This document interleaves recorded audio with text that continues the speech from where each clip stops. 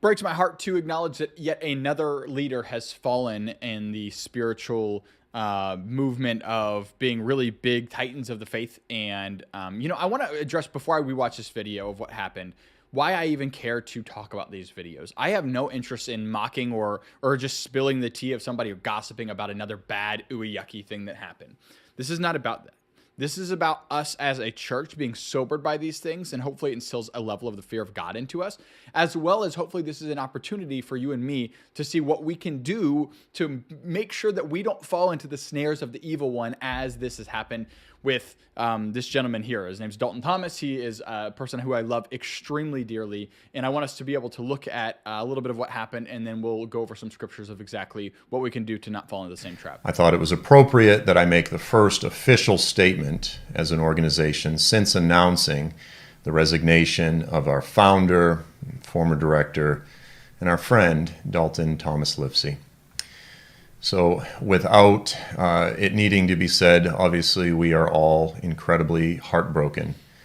This has been a deeply painful, disorienting, and humble season, not only for FAI, but for the body of Christ at large. And I know that many of you who are watching, supporters, followers, many of you are also heartbroken, confused, and we just want to acknowledge that. This is an incredibly painful and humbling season. Our posture within the organization, corporately, and also just as individuals, our posture in all of this, just to be clear, is we want to be as transparent. We want to be as humble in all of this. We want to embrace the correction of the Lord over our lives and as an organization.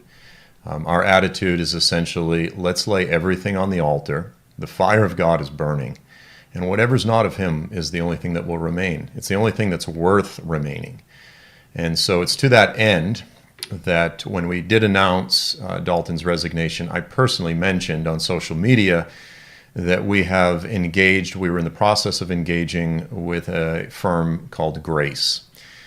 Grace is one of these outfits that specializes in investigating and doing third-party neutral investigations into ministries and organizations when there's a scandal or when their founder and CEO has some type of a moral failure, this type of thing. So they go ahead, they interview all of the different parties. The purpose of this, of course, is to make sure that any victims or potential victims or people that have been hurt, that they are heard in a way that's safe, in order that they can ultimately find the sense of resolve, the sense of justice, hopefully closure, and ultimately redemption that they deserve. So what exactly happened? He doesn't actually really go into detail on what exactly happened in this video, probably for privacy's sake or whatever. But there was an infidelity. The leader, Dalton Thomas, he has been sleeping around, it seems like probably pretty consistently with some other person who's not his wife. And it seems like it's probably been known that this has been happening, and it just hasn't been really getting addressed as probably it should have. I don't know if that's because the leadership of FAI didn't know about it or what. Again, they really don't go into a whole lot of detail about this, but you can actually look at the actual resignation letter here, and this goes into detail in exactly what happened. But it talks right here about engaging in an adulterous relationship with a team member of FAI. So it's one of those things that when these things come to life, it's sad that it takes a lot of times these things coming to light for people to actually choose to take a resignation or step down. Oftentimes what's better is for somebody in the midst of knowing that they're going through this, is it in that moment takes a step down and then says, hey, like, let's really, really, really readjust how we are perceiving what's going on right now, and make sure that the person who's actually struggling with these sins is actually, walking circumspectly with the Lord. And then at that point, you can potentially reinstate them into their position. But it's challenging to me, and it's concerning to me that this is something that is been really consistent. We just have seen some allegations with TD Jakes and something similar. We have seen allegations with now him as well as Mike Bickle. And by the way, if you don't know who FAI is, I think it's really important for you to know who these guys are. This isn't like some sort of like small mom and pop shop kind of thing. Like, these guys are enormous. They create these documentaries of the mission work that they do in ISIS or Muslim extremist ran countries. And they have been preaching the gospel to these people, living life with these people, like moving their entire families there for years and years. And again, I have nothing but love and honor for what they're doing. And I think that we should have more people doing what they're doing. You can actually watch some of their documentaries that, again, are absolutely incredible. I could not encourage you more to do this. It's called Sheep Among Wolves. Especially those ones are some of my favorites that they've came out with. They're amazing. But again, what do we do here to make sure that we don't fall into the same trap and we don't become haughty and arrogant? Well, I want us to go to 1 Corinthians chapter 10, because this is going to give us, I think, a really good outlook, or rather in-look into the kind of warnings that you should consider as a Christian, okay? This is Paul talking to the Corinthian church, talking about the mistakes that Israel made, and at the end of this, he gives a really good exhortation in what you can do as a Christian personally to make sure you don't fall into the same mistakes. It says, "For I do not want you to be unaware, brethren, that our fathers were all under the cloud and all passed through the sea, and they were all baptized into Moses in the cloud and into the sea. And they all ate from the same spiritual food and all drank from the same spiritual drink, and they were drinking from the spiritual rock which followed them, and that rock was Christ. Nevertheless, most of them God was not pleased with, for their dead bodies were spread out in the wilderness." Whoa.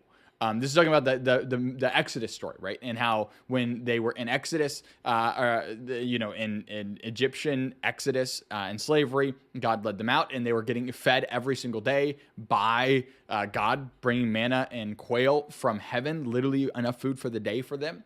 And out of that, they still spent an eternity apart from Jesus. They still died in the wilderness alone because of their sin that they lived in. And then he breaks down. He says, "Now these things happened to us as an example, so that you would not crave the same evil things that they did. Do not be idolaters, as some of them were, as it was written. They sat down, ate and drank, and rose up to play. Nor commit sexual immorality, as some of them did, where 23,000 fell in one day. Nor shall we put the Lord to test, as some of them did, and were killed by the serpent. Nor grumble, as some of them did, and were killed by the destroyer." Before I go on, I just want to make a note. Like, this video really has nothing to do with grumbling. I will probably address that in another video. But can we just acknowledge for a moment the fact that it says that God destroyed, or rather the destroyer destroyed these people because they grumbled. Their complaining caused caused the destroyer to take advantage of them and to kill them. We live in a culture where, like if you're not complaining, you're a weirdo, right? Again, just side note. But anyways, it says, "Now these things happen as an example, as they are written for our instruction, upon whom the ages have come. End of the ages have come. Therefore, let the one who thinks that he stands watch out that he does not fall. No temptation has overcome you except which is common to mankind, and God is faithful and will not allow you to be tempted beyond what you are able. But the temptation will be to provide a way." But with the temptation will provide the way of escape also, so that you will be able to endure it.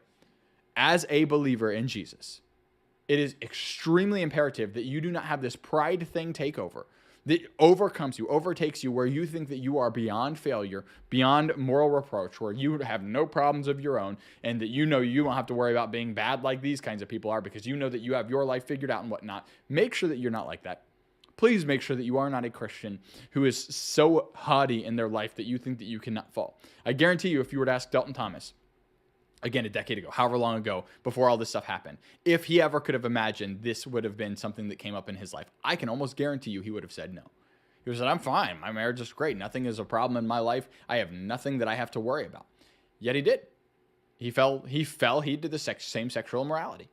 So I would say, no, you're not fine, actually. And again, instead of us criticizing, mocking, and just using this as our next story that we tell our friends at Gossip Session at Next Bible Study, think about, what can I do in my life? Hopefully, when I hear stories like this, it puts the fear of God into my life. Now, because I'm living in infidelity, but because I want to go, whoa, Lord, is there anything in my life that I am falling short of, that I'm missing out on, that you want to humble me in as well, so that I don't find out after the fact that I've really made a huge and dire mistake? I don't want to be in that position. I don't want to be left in this thing where I'm so arrogant into thinking that I'm perfectly fine and I don't have any issues. And then we see 3 huge titans of the faith, huge, very popular leaders falling into sin, and this specifically sexual immorality. That's one that I think we consistently are seeing people falling into nowadays. And again, I want us to not only be above reproach in that area, but in all areas as well. Last point I want to make on this.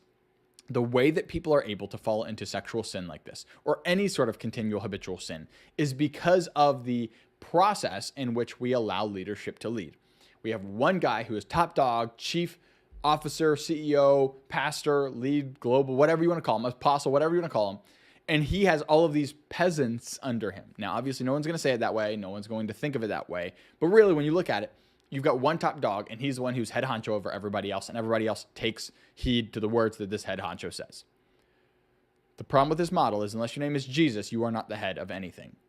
And we see a lot of people today, and they try to act like they are the head of a lot of things. And I believe that this is the fundamental start of the problems that we have. We have these kinds of leaders that fall regularly because they're put in a position that they should have never been in the first place. And they're put in that position because they had the ability to speak well generally or administrate well. And this is no reason for us to just skirt past what Scripture clearly teaches us that we're supposed to do as Christians when it comes to leadership, headship, eldership in the church. Jesus is the head. We are the body. All of us. That is your senior pastor. That is your person who opens the doors and greets people. And that's also the person who will never serve in your church ever.